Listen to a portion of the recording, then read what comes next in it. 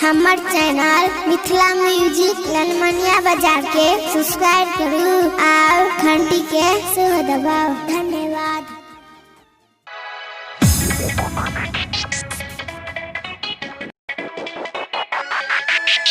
श्री श्री 108 बाबा विश्वकर्मा पूजा समिति सभी भक्तजनों का हार्दिक हार्दिक अभिनंदन करती है। डीजे सुमित सतीश रैमा, सुमित सतीश रैमा, सुमित सतीश रैमा, सुमित सतीश। पूजा समिति के सभी सदस्यों से निवेदन है कि किसी को भी ट्रॉली और ट्रैक्टर के आगे ना जाने दे, नहीं तो सावधानी हटी दुर्घटना घटी।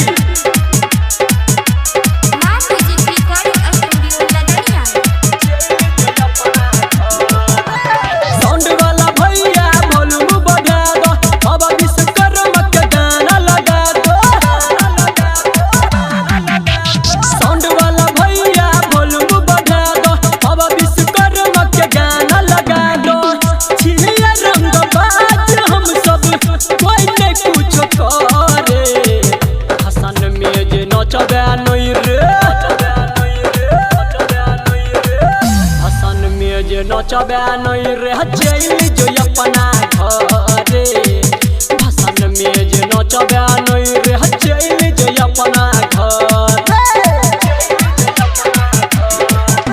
साउंड वाला भैया बोलू बाबा विश्वकर्मा के गाना लगा दो, छिया रंग बाज हम सब कोई नहीं कुछ करे, भसन में जे नचबे नहीं रे नचबे नहीं रह जैली जो अपना घरे, भसन में जे नचबे नहीं रह जैली जो अपना घरे। जी हाँ दोस्तों, एक सार याद आ गया, जमाना हमसे है जमाने से हम नहीं, जमाना हमसे है जमाने से हम नहीं। मेरे भसान में जो गैगरिया रंगबाजी करे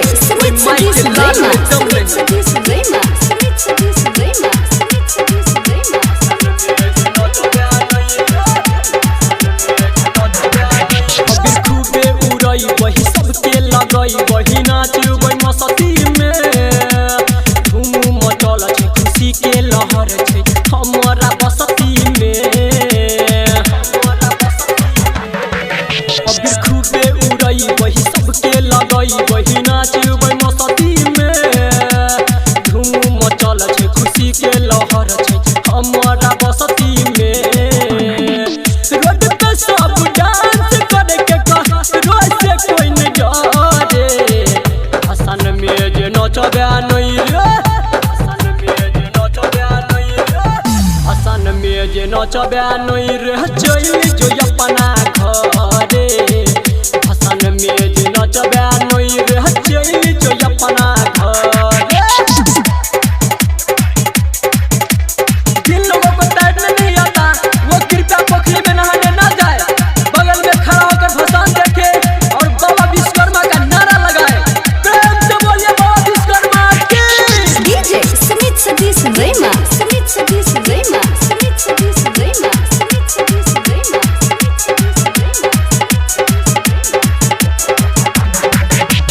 मूर्ति भसई वही सब कोई नहई, वही पोखरी के कात में लेके गमछा ललका सहारा लड़का पानी के माथ में। हर मूर्ति भसई वही सब कोई नहई, वही पोखरी के कात में लेके गमछा ललका सहारा लड़का पानी के माथ में। राइटर विवेक संदीप सुमन के गाना खूब चले, भसन में जे नचबे नहीं रे, भसन में जे नचबे नहीं रे जैली जो अपना घरे, भसन में जे नचबे नहीं